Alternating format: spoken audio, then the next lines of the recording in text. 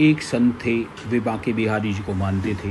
कहते हैं यदि भगवान से निकट आना है तो उनसे कोई रिश्ता जोड़ लो। जहाँ जीवन में कमी है वहीं ठाकुर जी को बैठा दो, वे जरूर उस संबंध को निभाएंगे। इसी तरह संत भी ठाकुर जी को अपना शिष्य मानते थे और शिष्य पुत्र के समान होता है, इसलिए राधा रानी को पुत्र वधू के रूप में देखते थे। उनका नियम था कि रोज़ मंदिर में अपनी पहनाई हुई माला भगवान जी को पहनाते थे।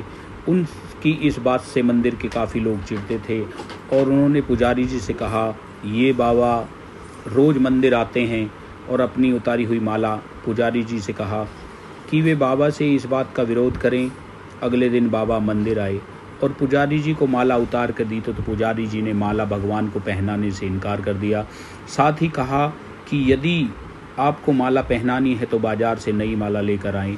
ये पहनी हुई माला ठाकुर जी को नहीं पहनाएंगे। वे बाज़ार गए और नई माला लेकर आए। आज बाबा मन में बड़े उदास थे और जैसे ही पुजारी जी ने वह नई माला ठाकुर जी को पहनाई, तुरंत वह माला टूटकर नीचे गिर गई। उन्होंने फिर जोड़कर पहनाई, माला फिर टूटकर नीचे गिर गई।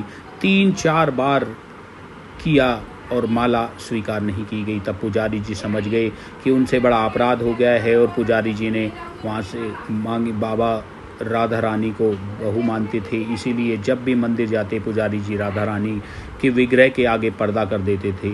भाव यह होता था कि बहू ससुर के सामने सीधे कैसे आए, और बाबा केवल बिहारी जी के ही दर्शन करते थे।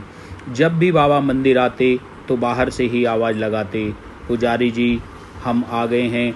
झट से पुजारी जी पर्दा लगा देते। एक दिन बाबा ने आवाज़ लगाई, पुजारी जी ने नहीं सुना। उस समय पुजारी जी किसी दूसरे काम में लगे हुए थे, उन्होंने सुना नहीं।